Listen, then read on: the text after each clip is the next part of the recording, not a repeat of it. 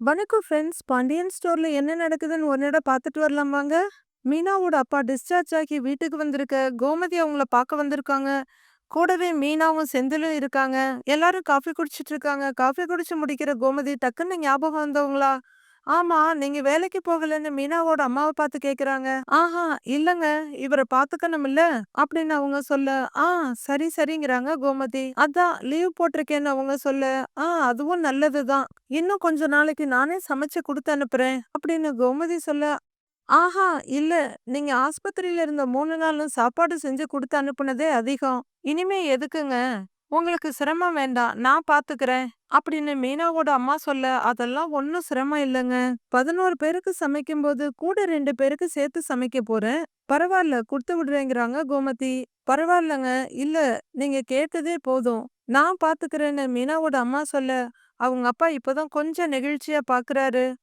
மறந்துட்டேங்க, சத்து மாவு ரெடி பண்ணி வச்சிருக்கேன், நான் மீனா கிட்ட குடுத்து விடுறேன், அதுல கஞ்சி வச்சு கொடுங்க அப்படின்னு கோமதி சொல்ல, சரிங்கன்றாங்க மீனாவோட அம்மா. இல்ல என்னடா ஓடி ஆடி இருந்தோமே, இப்ப இப்படி இருக்கோமேன்னு வருத்தம்லாம் படாதீங்க. பொதுவா கடவுள் பார்த்துட்டு கொஞ்சம் ரெஸ்ட் வேணும்னு குடுப்பாருன்னு சொல்லுவாங்க.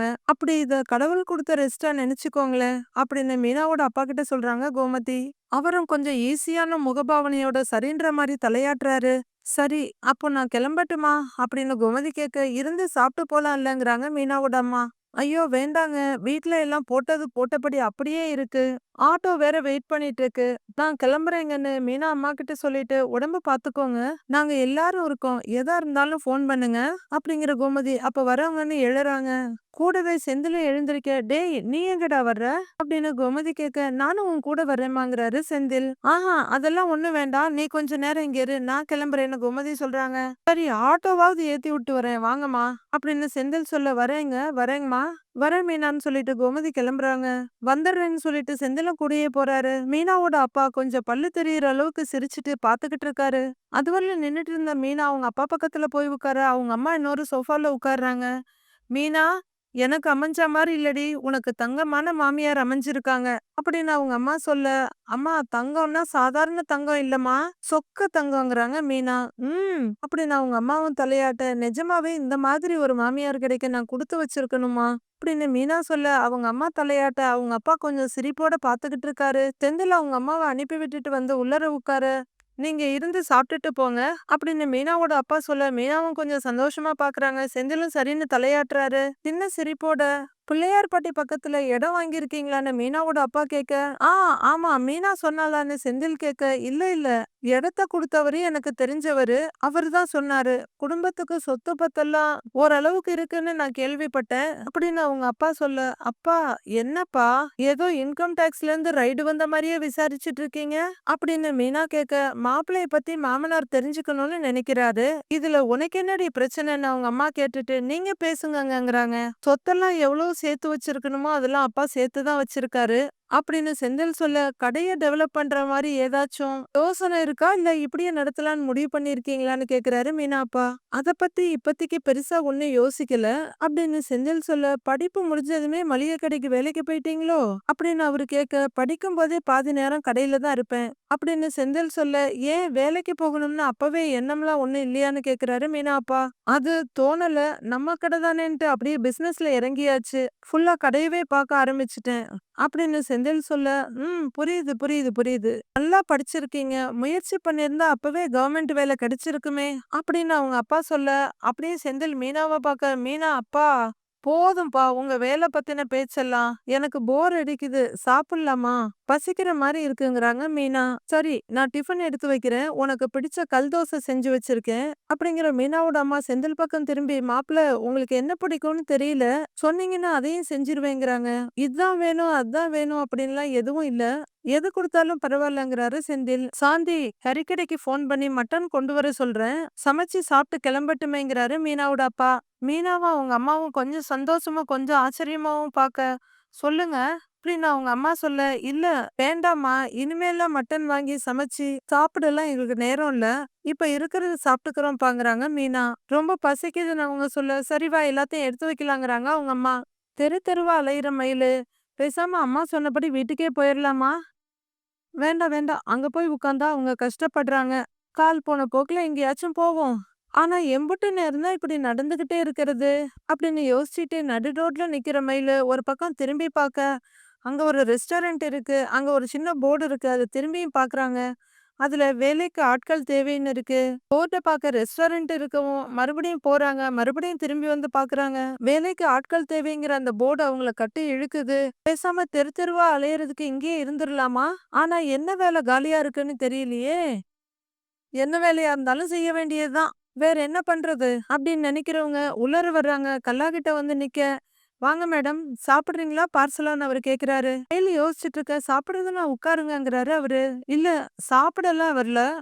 சாப்பாடெல்லாம் கட்டி குடுத்துட்டாங்க." அப்படின்னு மயிலு சொல்ல, "அத சொல்லிட்டு போலான்னு வந்தீங்களான்னு?" கேக்குறாரு கல்லாவுல இருக்கவரு. "இல்ல, இல்ல அது வந்து ரொம்ப தயங்குற மயிலு. வேலைக்கு ஆட்கள் தேவைன்னு போர்டு போட்டிருந்தீங்க. அதான் விசாரிக்க வந்தேன்னு" மயிலு சொல்ல, மயிலு தலையில இருந்து கால் வரலும் பாக்குறாரு. "என்ன வேலை தெரியுமான்னு?" கேட்க, "ஆ, நீங்க என்ன வேலை குடுத்தாலும் நான் செய்வேன்." அப்படின்னு மயிலு சொல்ல, "பார்த்தா படிச்ச பொண்ணு மாதிரி இருக்கீங்களே." "இல்லம்மா, உங்களுக்கு இந்த வேலையெல்லாம் செட் ஆகாது. நீங்க கிளம்புங்கங்கிறாரு அவரு." "ஐயோ! இல்லங்க.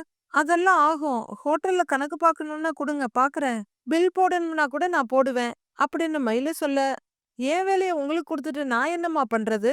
சப்ளையர் வேலை தான் காலியா இருக்கு. பண்றீங்களான்னு?" கேக்குறாரு அவரு. "சப்ளையர் வேலையா?" அப்படின்னு கேட்டுட்டு மயிலு யோசிக்க, "என்னம்மா முடியாதா?" அப்படின்னு அவரு கேட்க, அது அதுன்னு மயிலு யோசிச்சுட்டு இருக்க, ஒரு கப்பல் சாப்பிட்டுட்டு வர்றாங்க. சாப்பாடு ரொம்ப நல்லா இருந்துச்சுன்னு அந்த லேடி சொல்ல, அவரு ஸ்கேன் பண்ணி பணம் குடுக்குறாரு. மயில் யோசிச்சுட்டே நிக்க, "என்னம்மா பண்றீங்களா? இல்ல முடியாதான்னு?" கேக்குறாரு அவரு. "பண்றேங்க. பண்றேன்னு" ஒத்துக்குறாங்க மயிலு. "நாளையில இருந்து வேலைக்கு சேர்ந்துக்கிறீங்களான்னு?" அவரு கேட்க, "ஆ, சேர்ந்துக்கிறேன்" அப்படின்னு மயிலு ஒத்துக்க, "சம்பளம் ரூ. 9,000 அப்புறம்" அப்படிங்கறக்குள்ளயே, அதெல்லாம் பிரச்சனை இல்லங்கங்கிறாங்க மயிலு. "அப்ப சம்பளம் வேண்டாமான்னு?" அவரு கேட்க, "ஆஹா, அப்படிலாம் இல்ல. அது" அப்படின்னு மயிலு சொல்லிட்டு இருக்க, "சம்பளம் ரூ. 9,000. தினம் ரூ. 50 பேட்டா. வேலைய கரெக்ட்டா பண்ணணுமா? உட்காரவே கூடாது. பம்பரமா சுத்திக்கிட்டே இருக்கணுங்கிறாரு அவரு. "ஆ, சரிங்க, சரி பண்ணிடுறேங்கிறாங்க மயிலு." "சரிம்மா, நாளைக்கு காலையில வேலைக்கு சேர்ந்துடு." அப்படின்னு அவரு சொல்ல, சரிங்கங்கிறாங்க மயிலு. "அப்புறம் உன் பேர் என்னம்மான்னு?" அவரு கேட்க, "தங்க மயிலுங்கிறாங்க மயிலு."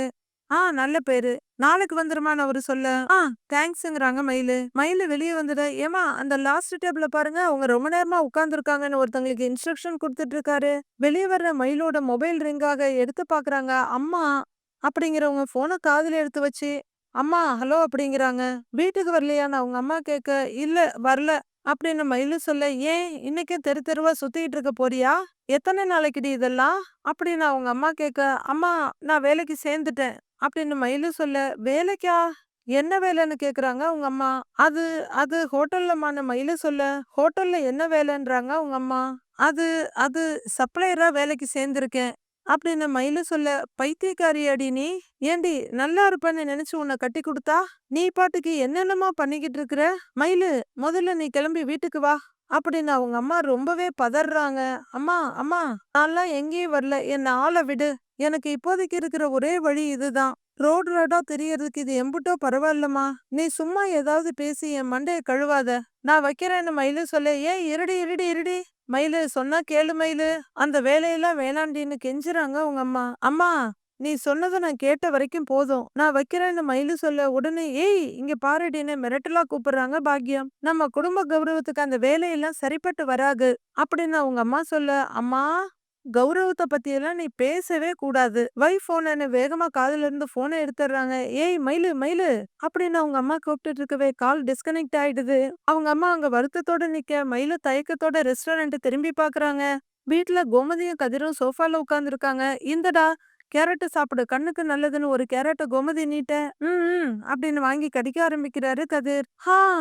பகலா வண்டி ஓட்டுற, கண்ணு நல்லா இருந்தா தானே எதிர்ல வர்ற வண்டிய பார்த்து ஓட்ட முடியும்." அப்படிங்கிற கோமதி கதிரோட முகத்தை இப்படி இப்படி திருப்பி பார்த்துட்டு, "ஏன்பா, அந்த வேலைய கொஞ்சம் நிப்பாட்டிரலாம்லன்னு?" கேக்குறாங்க. "நான் என்ன தினமுமாமா வண்டி ஓட்டுறேன்? என்னைக்காவது ஒரு நாள் தானேம்மா, பரவாயில்லங்கிறாரு கதிர். மறுபடியும் கதிரோட முகத்தை இப்படி இப்படின்னு திருப்பி பார்த்துட்டு, "டேய், பாருடா உன் முகத்த.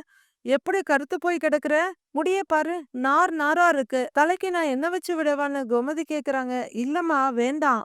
அப்படின்னு கதிர் சொல்ல, "ஹா, என்ன புள்ளையோ?" அப்படிங்கிற கோமதி, கேரட்ட பொரியல் பண்ணிடலாமான்னு யோசிச்சுட்டு இருக்காங்க. "அம்மா, அண்ணி வீட்டுக்கு போயிருந்த போல?" அப்படின்னு கதிர் கேட்க, ஆமா" அப்படின்னு சந்தோஷமா சொல்றாங்க. "அண்ணியோட அப்பா எப்படி இருக்காங்க?" அப்படின்னு கதிர் கேட்க, நல்லா இருக்காருங்கிறாங்க. ஆனா மீனாவோட அம்மா இன்னும் நம்மள அந்நியமா தான்டா பாக்குறாங்க. சாப்பாடு குடுத்து விட்டதுக்கு நன்றி சொல்றாங்கடா. அப்படின்னு கோமதி சொல்ல, சண்டைக்காரங்களுக்கு சாப்பாடு குடுக்கறது உனக்கு வேணா சாதாரண விஷயமா இருக்கலாம். ஆனா அவங்களுக்கு அப்படி இருக்காதுல்லம்மா. அப்படின்னு கதிர் சொல்ல, டேய் என்னடா சண்டைக்காரங்களா? அவங்க நம்ம சொந்தக்காரங்கடா. அப்படின்னு கோமதி சொல்ல கதிர் சிரிக்கிறாரு. திடீர்னு ஏதோ ஞாபகம் வந்தவங்களா, டேய் உன்கிட்ட ஒண்ணு கேட்கணும்டா. ஆமா, பழனிவேல் நல்லா இருக்கான்ல? அப்படின்னு கோமதி கேட்க, ஏன் இந்த சந்தேகம்னு கேக்குறாரு கதிரு. இல்ல, அவன் ஒரு மாதிரியாவே இருக்கான்டா. எந்நேரமும் ஏதோ யோசிச்சுக்கிட்டே இருக்கான்டா. சரியா மூஞ்சி கொடுத்து கூட பேச மாட்டேங்கிறான்டா. அப்படின்னு கோமதி சொல்ல, கல்யாணத்துலயும் கல்யாணத்துக்கு அப்புறமும் நிறைய பிரச்சனை நடந்திருக்குல்ல, அதெல்லாம் மாமா யோசிக்குதோ என்னமோ. அப்படின்னு கதிர் சொல்ல, இல்லடா, நடந்ததை யோசிச்சு என்ன ஆக போகுது? ஹம் நான்லாம் அவன்கிட்ட ஏதாவது கேட்டா உடனே ஏதாவது சொல்லி சமாளிச்சிடுறான்டா. ஏன்டா உன்கிட்ட நல்லா பேசுவான்ல, நீ அவன்கிட்ட பேசேன்டா. புதுசா கல்யாணம் ஆனவன் சந்தோஷமா இருக்க சொல்ல வேண்டியது தானே. அப்படின்னு கோமதி கேட்க, சொல்றேம்மா. அப்படின்னு கதிர் தலையாட்ட, சரி நான் போய் சமையல் வேலையை பாக்குறேன்னு கோமதி சொல்ல, சரின்னு தலையாட்டுறாரு கதிர். உனக்கு நிஜமா எதுவும் வேணாம்ல இப்ப சாப்பிடன்னு கேட்க, வேணாங்கிறாரு கதிர். ரூம்ல ராஜி போன்ல, நீங்க எத்தன தடவ சொன்னாலும் என்னோட பதில் ஒண்ணே ஒண்ணுதான். என்னாலலாம் வெளிய வர முடியாது, வெளிய வர முடியாது. வெளிய போறதுன்னா கையில காசு வேண்டாமா? அப்படின்னு அவங்க பேசிட்டு இருக்க, உள்ளர வர்ற கதிர் இத கேட்டுட்டு நிக்கிறாரு. இல்லடி நான்லாம் வரல. ஆ என்ன சொன்ன? என்ன சொன்ன? ஆ முத்துவேலோட பொண்ணுக்கு 800 ரூபாயெல்லாம் ஒரு விஷயமே இல்ல. ஆனா டியூஷன் டீச்சர் ராஜிக்கு, வருங்கால போலீஸ் ஆபீசர் ராஜிக்கு 800 ரூபா பெரிய விஷயம். அடுத்த மாசம் சம்பளம் வந்த பிறகு ஏதாவது பிளான் போடுங்க. அப்ப நான் வரேன். அப்பவும் 800 ரூபாய்க்குலாம் சான்ஸே இல்ல. மேக்ஸிமம் ஒரு 200 ரூபாய் அவ்வளவுதான் ஸ்பெண்ட் பண்ணலாம். இங்க பக்கத்துல எங்கேயாவது பொருட்காட்சி போடுவாங்கல்ல, அங்க போலாம். நான் வைக்கிறேன்னு போன வைக்கிறாங்க ராஜி. போன வச்சுட்டு அவங்களோட துணிகள் எல்லாம் எடுத்துட்டு அவங்க வெளிய போக, பாத்துக்கிட்டே இருக்க கதிர் யோசிச்சுட்டு அவரோட பர்ஸ் எடுத்து பாக்குறாரு. எடுத்து பார்த்தா 20 ரூபாய் தான் இருக்கு. இருக்கிற காசுல எனக்கு பர்ஸ் வாங்கி கொடுத்துட்டா, அப்புறம் அவகிட்ட எப்படி காசு இருக்கும்? அப்படின்னு யோசிக்கிற கதிர் கிச்சன் வாசப்படியில வந்து நிக்கிறாரு. அங்க கோமதி ரொம்ப இன்ட்ரெஸ்டிங்கா ஆனியன் கட் பண்ணிட்டு இருக்காங்க. தயங்கிக்கிட்டு அம்மா கிட்ட வந்து கதிர் நிக்க, என்னடா குடிக்க ஏதாவது வேணுமா? அப்படின்னு கோமதி கேட்க, ஒரு ஹெல்ப்ங்கிறாரு கதிர். என்னடா அம்மா கிட்ட போய் ஹெல்ப் அது இதுன்னு சொல்லிட்டு இருக்கிற? என்ன வேணும்னு உரிமையா கேளு. அப்படின்னு கோமதி சொல்ல, எனக்கு ஒரு 1000 ரூபாய் பணம் வேணும்னு தயக்கத்தோட சொல்லி முடிச்சிடுறாரு கதிர். கோமதியோட கை அப்படியே நின்னு போயிரா. ஆனியன் அப்படியே பாத்துட்டு இருக்குது அவங்கள. அவங்க கதிரை பாத்துட்டு இருக்காங்க. ஒரு நிமிஷம் கழிச்சு அவங்க முகத்துல இருந்த திகைப்பு மாறி சிரிச்சு, நீ கேட்க மாட்டியான்னு தான் நான் இருந்தேன். இரு நான் எடுத்துட்டு வரேன். அப்படிங்கிற கோமதி சமையல் ரூம்ல 2 டப்பிய மாத்தி மாத்தி திறந்து பாக்குறாங்க. ஒரு டப்பில இருந்து பணத்தை எடுத்து இந்தாடான்னு சந்தோஷமா நீட்டுறாங்க. கதிர் ரொம்ப தயக்கத்தோட அத வாங்க, போதுமா? அப்படின்னு கோமதி கேட்க, போதுமா. சம்பளம் வந்தவொடனே திருப்பி குடுத்துருவேங்கிறாரு கதிரு. கையில ஒரு தட்டு தட்டி, டேய் நீ திருப்பி எல்லாம் ஒண்ணும் கொடுக்க வேண்டாம், வச்சுக்கோங்கறாங்க கோமதி சிரிப்போட. இல்ல, கண்டிப்பா திரும்ப குடுத்துருவேங்கிறாரு கதிரு. டேய் அப்படிங்க, தேங்க்ஸ் அப்படிங்கிறாரு கதிரு. டேய் போடா போடா, தேங்க்ஸ் எல்லாம் போடா. அப்படின்னு கோமதி போற கதிரை நெகிழ்ச்சியோட பாத்துக்கிட்டு இருக்காங்க. ரூம்குள்ள வர்ற கதிர் ராஜியோட பேக்ல இருந்து பவுச் எடுத்துட்டு உள்ள இருந்த காசை எடுத்து பார்க்க ஒத்த ரூபா இருக்கு. அந்த காயினை எடுத்து பாக்குறவரு, நம்ம நிலைமை பரவாயில்ல போலயே. அப்படின்னு யோசிக்கிறவரு அம்மா கிட்ட இருந்து வாங்கிட்டு வந்த பணத்தை அதுக்குள்ள வைக்கிறாரு. கரெக்டா ராஜு உள்ளர வர்றவங்க, ஏய் ஏன் பர்ஸ் எதுக்கு எடுத்த? காசு திருடுறியா? வேணும்னா என்கிட்ட கேட்க வேண்டியதுதானே, நானே கொடுப்பேன்ல, எதுக்கு திருடுறேன்னு கத்துறாங்க.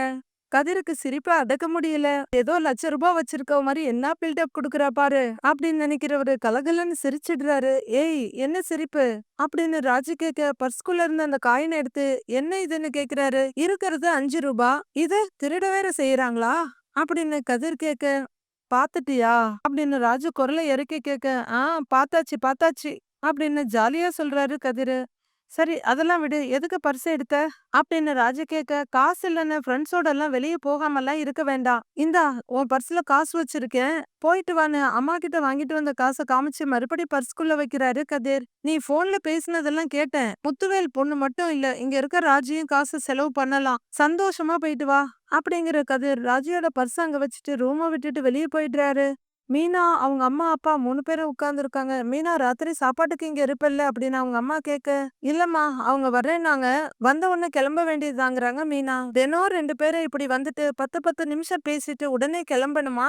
நான் பாத்துக்க மாட்டேனா உங்க அப்பாவ? அப்படின்னு அவங்க அம்மா கேட்க, நீ பாத்துப்பதாம்மா, யாரு இல்லன்னு சொன்னது? ரொம்ப நாள் கழிச்சு அப்பாவ பார்த்து பேசுறதுக்கு சான்ஸ் கிடைச்சிருக்கு. அத எதுக்கு நான் மிஸ் பண்ணணும்? அதனால தான் உடனே நான் ஓடி வந்துட்டேங்கிறாங்க மீனா. ஹா! இதெல்லாம் இன்னும் எத்தன நாளைக்குன்னு யார் கண்டா? மறுபடியும் ஏதாவது ஒரு பிரச்சனை வந்து, "அப்பா நீ என் பொண்ணே இல்லன்னு சொல்லிட்டாருன்னா, அப்பாவ பார்க்க முடியாதுல்ல?" அப்படின்னு மீனா ஏக்கமா சொல்லிட்டு இருக்க, அவங்க அப்பா லைட்டா முகத்த திருப்பிக்கிறாரு. "மீனா, மீனான்னு" வெளியில இருந்து செந்திலோட சத்தம் கேட்க, "இருங்க மாப்பிள வந்துட்டாரு. நான் போய் பார்க்கறேன்னு" எழுந்து போறாங்க மீனா அம்மா. செந்தில் உள்ளர வர, "வாங்க உட்காருங்கங்கிறாரு மீனா அப்பா. "இப்ப எப்படி இருக்குன்னு?" செந்தில் கேட்க, நல்லா இருக்கேன்னு" தலையாட்டுறாரு அவரு. "மாப்பிள இந்தாங்கன்னு" மீனா அம்மா காஃபி கொண்டு வந்து குடுக்க செந்தில் வாங்கிக்கிறாரு. "எங்க உங்க கடையில இருந்து தான் வர்றீங்களா?" அப்படின்னு மீனா அப்பா கேட்க, "ஆ ஆமாங்கிறாரு செந்தில். டெலிவரி ஒண்ணு இருந்துச்சு. அத முடிச்சுட்டு நேரா இங்கே தான் வரேங்கிறாரு" செந்தில். மீனாவ வீட்ல கொண்டு போய் விட்டுட்டு மறுபடியும் கடைக்கு போகணும் அப்படின்னு செந்தில் சொல்ல, "டெலிவரி முழுக்க நீங்க தான் பாப்பீங்களான்னு?" கேக்குறாரு மீனா அப்பா. "டெலிவரி மட்டும் இல்ல, கடையில இருக்க மத்த வேலையும் பாப்பேன், டெலிவரியும் சேர்த்து பாப்பேங்கிறாரு செந்தில். ஓஹோ! அப்படின்னு யோசிக்கிற மீனாவோட அப்பா, "கவர்மெண்ட் வேலைக்கு போறேன்னு பரீட்சையெல்லாம் எழுதுனீங்க, என்னாச்சுன்னு?" கேக்குறாரு. செந்திலுக்கு குடிச்சிட்டு இருக்க காஃபி அப்படியே பொறையேறிடுது. மீனாவும் அவங்க அம்மாவும் பார்த்துட்டு இருக்க, "கவர்மெண்ட் வேலையெல்லாம் ஒரு தடவை பரீட்சை எழுதுனதுனால கிடைச்சிராது" அப்படின்னு அவரு சொல்ல, "அப்பா இப்ப எதுக்குப்பா வேலைய பத்திலாம் பேசுறீங்க?" அப்படின்னு மீனா கேட்க, "வேலை முக்கியம் இல்லையா?" அப்படின்னு அவங்க அப்பா கேட்க, "முக்கியம்தான். நானும் தொடர்ந்து முயற்சி பண்ற எண்ணத்துல தான் இருக்கேன். கவர்மெண்ட் வேலைக்கு போற மாப்பிள்ளைய உங்க பொண்ணு கல்யாணம் பண்ணல. அந்த வருத்தம் உங்களுக்கு எப்பவும் இருக்கும்னு எனக்கு தெரியும். உங்களுக்காகவும், மீனாவுக்காகவும் சேர்த்து நான் கண்டிப்பா கவர்மெண்ட் வேலைக்கு போவேன்." அப்படின்னு செந்தில் சொல்ல, அவங்க அப்பா சிரிக்கிறாரு. அத பார்த்து மீனாவும் லைட்டா சிரிக்கிறாங்க. இத பார்க்குற அவங்க அம்மாவும் கொஞ்சம் சந்தோஷமா சிரிக்கிறாங்க. அப்புறம் செந்தில் மீதி காஃபிய குடிச்சு முடிச்சுட்டு கப்ப இங்க அங்க வைக்க, "குடுங்க மாப்பிள்ளன்னு" வாங்கிக்கிறாங்க மீனா அம்மா. "மீனா போலாமான்றாரு செந்தில். "போயிட்டு வரேன்ப்பா, போயிட்டு வரேம்மான்னு" மீனா கிளம்ப, "ஏதாவது பிரச்சனைன்னா உடனே ஃபோன் பண்ணுங்க. நான் வந்துடுறேன்னு" செந்திலும் சொல்றாரு. சரி சரின்னு தலையாட்டுறாரு மீனா அப்பா. "பாத்துக்கங்க, வரேங்கன்னு" சொல்லிட்டு கிளம்புறாரு செந்திலும். "நான் வழி அனுப்பிட்டு வரேன்னு" மீனா அம்மாவும் பின்னாடியே போறாங்க. திரும்பி வர மீனோட அம்மா அவங்க கால் மாட்டுல உட்காந்துக்கிட்டு, "ஏங்க, இவ்ளோ நல்ல மாப்பிள்ளைய தான் வேணான்னு ஒதுக்கி வச்சீங்களான்னு?" கேக்குறாரு. "ஏய், மீனா வீட்ட விட்டு ஓடுனப்போ எனக்கும் கோவம் வந்துச்சு, உனக்கும் கோவம் வந்துச்சு. நீ மாப்பிள்ளைய சீக்கிரமா புரிஞ்சுகிட்ட, எனக்கு புரியல, என்ன பண்றது? அதான்" அப்படின்னு தயக்கமா அவரு தலைய திருப்ப, "என்ன இழுக்கறீங்கங்கிறாங்க அவங்க அம்மா. "ஒண்ணும் இல்ல, சூப்பர் மார்க்கெட் அளவுக்கு இல்லன்னாலும் பெரிய மளிகை கடை தான் நடத்துறாங்க. கடையும் ஊருக்குள்ள சென்டரான இடத்துல தான் இருக்கு. வியாபாரமும் நல்லா தான் நடக்குது. காசு பணத்துக்கெல்லாம் பெருசா பிரச்சனை இருக்க வாய்ப்பில்ல. ஆனா மாப்பிள்ளை கையில அவ்வளவா பணப்புழக்கமே இல்லையே. ஆஸ்பத்திரியில வச்சு மீனா தான் ஒவ்வொன்னுக்கும் பணம் குடுத்துச்சு" அப்படின்னு அவங்க அப்பா சொல்லிட்டு இருக்க, அதுவரையிலும் ஊன்னு கேட்டுட்டு இருந்த மீனாவோட அம்மா, "ஒருவேளை பணத்தெல்லாம் மீனா கிட்ட தான் குடுத்து வச்சிருப்பாரோ என்னமோங்கிறாங்க." "அப்படி இல்லடி, மாப்பிள்ளை கையில 10 பைசா கூட பணப்புழக்கம் இல்ல. கடை பணம் அவரு கைக்கு வர்றதுக்கு வாய்ப்பே இல்ல போல இருக்கு" அப்படின்னு அவரு கரெக்ட்டா கண்டுபிடிச்சு சொல்ல, "ஏங்க, ஒவ்வொரு வீட்லயும் ஒவ்வொரு பழக்கவழக்கம் இருக்கும். அவரு வீட்ல மாப்பிள்ளையோட அப்பா தான் எல்லாம் பாத்துக்கிறாரு போல" அப்படின்னு மீனாவோட அம்மா சொல்லிட்டு இருக்க, "அம்மா பூக்காரம்மா வந்திருக்கேம்மாங்கிறாங்க." "ஓ! பூ கொண்டு வந்திருக்காங்க போல இருக்கு. நீங்க ரெஸ்ட் எடுங்க, நான் வரேன்னு" எழுந்து போறாங்க மீனாவோட அம்மா. மாப்பிள்ளை செந்தில ஏத்துக்கிட்டாலும், அவரோட தொழிலையோ, அவரோட மத்த விஷயங்களையோ ரொம்பவே யோசிச்சுட்டு இருக்காரு மீனாவோட அப்பா. அடுத்து அவரு என்ன பண்ண போறாருன்னு பொறுத்திருந்து பார்க்கலாம் ஃபிரெண்ட்ஸ்.